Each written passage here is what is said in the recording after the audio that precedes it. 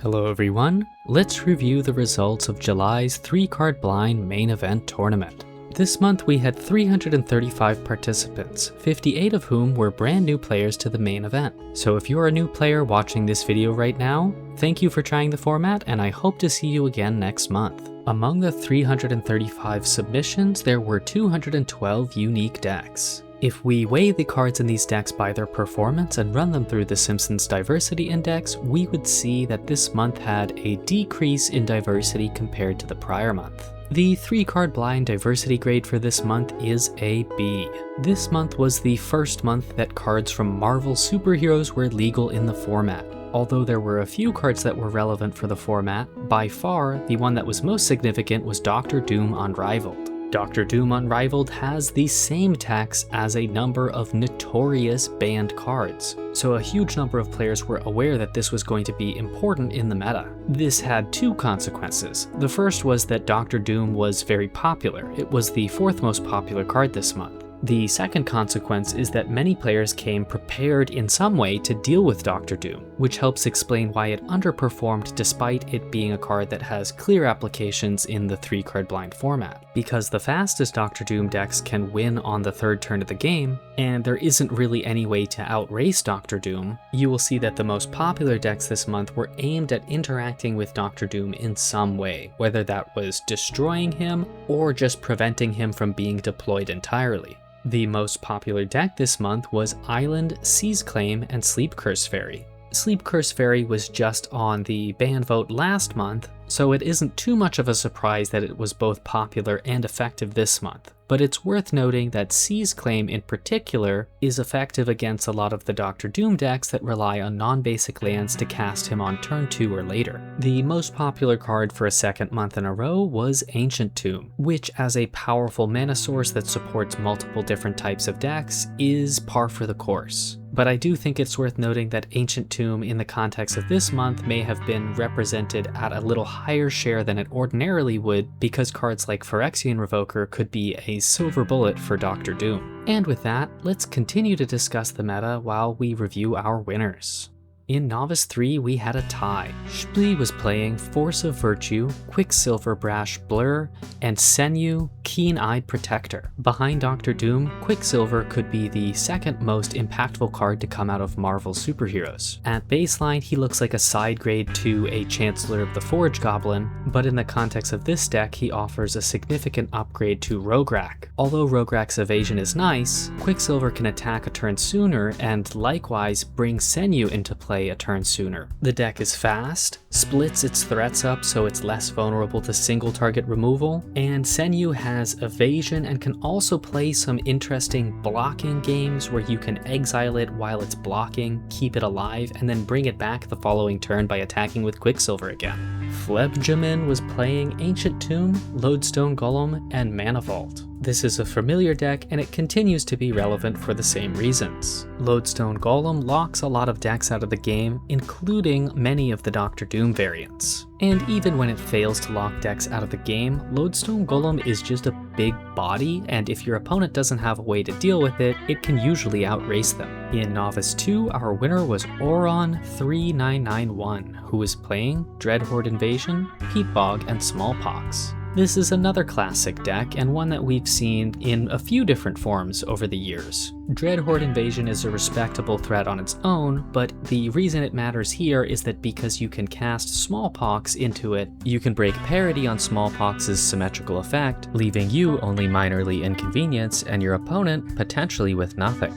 In Novice 1, our winner was Nadu Winged Wisdom, who was playing Crystal Vein, Magus of the Moon, and Mox Ruby. Magus of the Moon was the 8th most popular card this month, and it had mixed performance. Of course, one of the drivers for it being popular is that Doctor Doom decks, and a lot of the decks that counter Doctor Doom, rely on non-basic lands. Non-basic land density was very high in this pod, so Magus of the Moon scored very well. In Aspirant 4, our winner was DMGCK, who was playing Ancient Tomb, Lodestone Golem, and Mana Vault. There's not too much to add beyond what has already been said, but as it turns out, some of the classics are classics for a reason. In Aspirant 3, our winner was Paramore Fan 1999, who was playing Blackcleave Cliffs, Evil Presence, and Stromkirk Noble. We've talked a lot about Seize Claim in context with Sleep Curse Fairy in recent months, but as it turns out, Seize Claim is not the only source of this effect. Stromkirk Noble lacks the single target removal resistance that Sleep Curse Fairy has, but it pushes for damage much faster. I would wager that we're going to be seeing Stromkirk Noble a lot more in the near future. In Aspirant 2, we had a tie.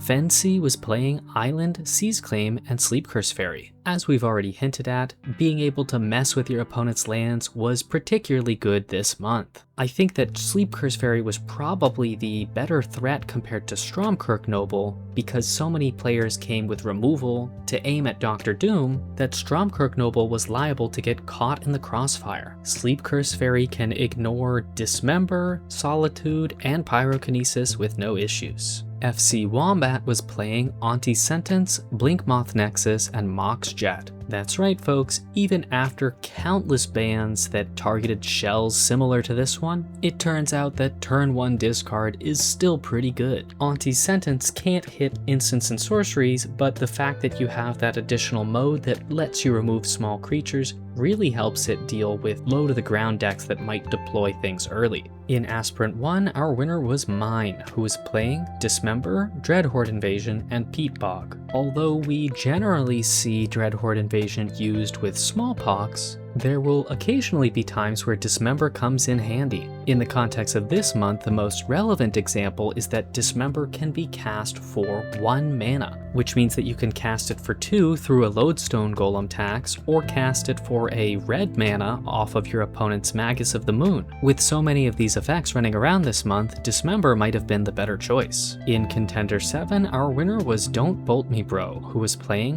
Dire Mimic, Gyre Reach Sanitarium, and Soul Ring. This is an absolutely wild deck. It's not the first time it's been submitted, but it's the first time in the spotlight. Dire Mimic is basically a turn 1 5/5 that is resistant to sorcery speed removal. So you're bringing a threat with the power of an all-in strategy to the table, but you have Gyre Reach Sanitarium available to you to make your opponent discard things like Dismember or Solitude, while your Dire Mimic remains disguised as a closet that can't be targeted by those removal spells. In Contender 6, our winner was Nova Miner, who was playing Ancient Tomb, Phyrexian Revoker, and Roadkill Rodney. As we already mentioned, Phyrexian Revoker was a nice silver bullet to deal with Dr. Doom decks, and Roadkill Rodney is strong enough that it makes running this type of shell feel worthwhile. Roadkill Rodney has the potential to let you scale, and Death Touch is nice to have when you need to trade off Roadkill Rodney to deal with a scarier threat. In Contender 5, our winner was Yum, who was playing Crystal Vein, Mox Emerald, and Words of Wilding. There isn't anything specific I can say about Words of Wilding in the context of this month,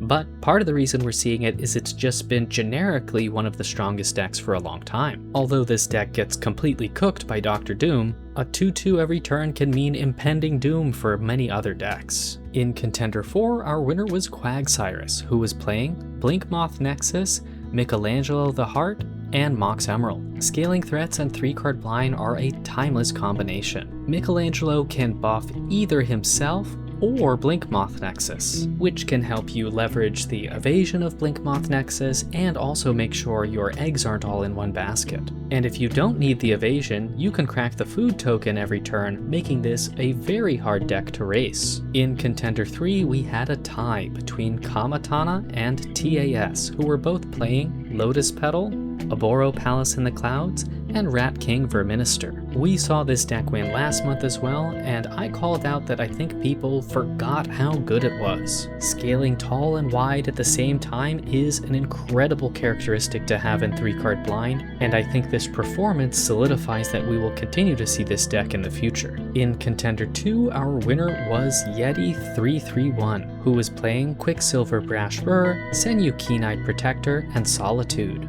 This of course is very similar to the Force of Virtue version that we saw before, but it trades off speed for the ability to interact. And the ability to interact in this month was very important. I also do want to call out, because this is missed a lot, that Solitude can be pitched to cast even if it doesn't have a target. It doesn't have to exile anything. So if your opponent doesn't have anything that you need to remove, you can just use Solitude as a means by which to get Senyu onto the battlefield. In Contender 1, we had a tie between Chico and 42, who were both playing Ancient Tomb, Phyrexian Revoker, and Roadkill Rodney. We've already talked about this deck, but while we're here, I thought I would mention that Phyrexian Revoker isn't just a way to deal with Dr. Doom. It also hits things like Words of Wilding, Elixir of Immortality, Tel'Gallad Stylus, and the list goes on and on. Roadkill Rodney, of course, is incredible backup to have, but Phyrexian Revoker is a pretty good card on its own. And finally, in Exemplar, our winner was Ploop102, who was playing Chocobo Camp,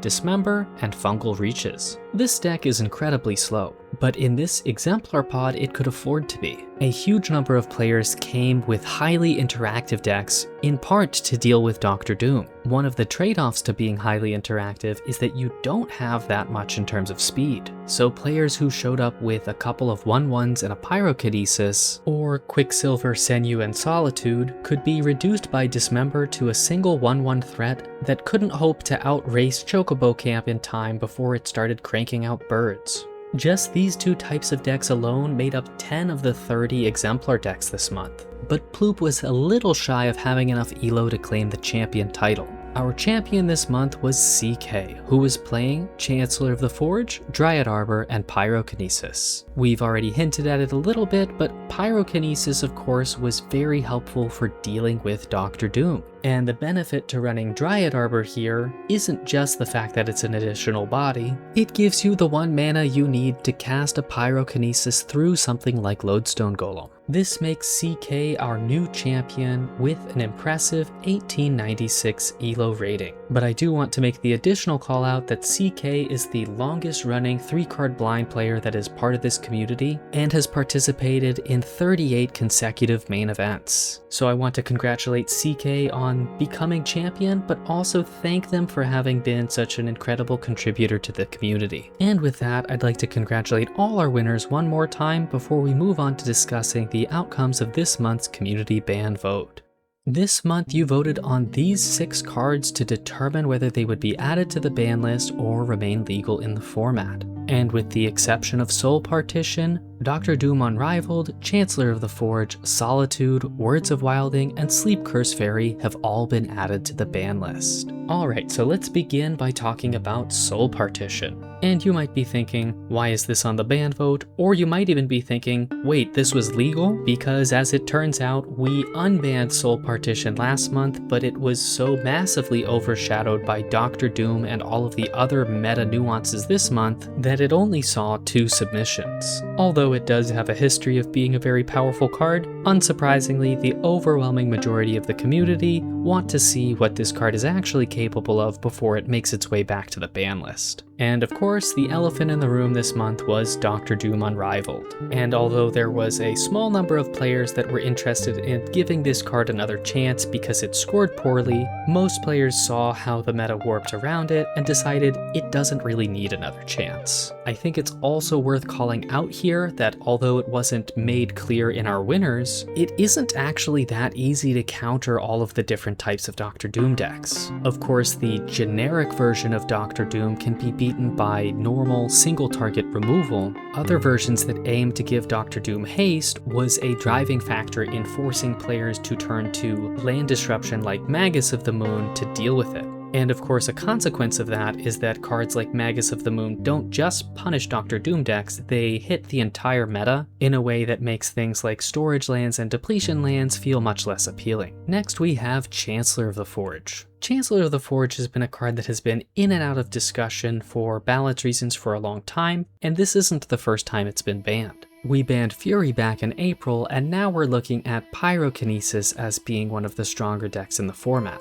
Of course, Pyrokinesis doesn't have the ability to be cast as a creature, but simply the ability to have multiple free ways to interact made this deck one that was consistently sculpting the meta. There was a little bit of split between voters, possibly because some folks would have rather banned Pyrokinesis, but it looks like we're taking a bit of a break from some of the free interaction that we've seen in the format for a long time. And that of course leads us into Solitude. which in the context of this month was being played with Quicksilver and Senyu, but it's also been a historically powerful card to combine with another white threat in Storage Land decks. This has been a card that some players have been particularly vocal about, and feel that it's squeezing a lot of other decks out of the meta. Next we have Words of Wilding. It put up a strong performance this month, but this month wasn't really an outlier in terms of its performance, which is actually why so many players wanted it banned. It has been consistently a top deck, and by adding it to the ban list, we clear room for Chitterspitter to take center stage. Chitterspitter is a little bit slower than Words of Wilding, but it is a more nuanced card in that it can grow wide or tall, which may help the meta feel a little more fresh for players who have gotten sick of testing the same deck over and over. And finally, we have Sleep Cursed Fairy. Sleep Cursed Fairy was the most popular threat in the format for 2 months in a row.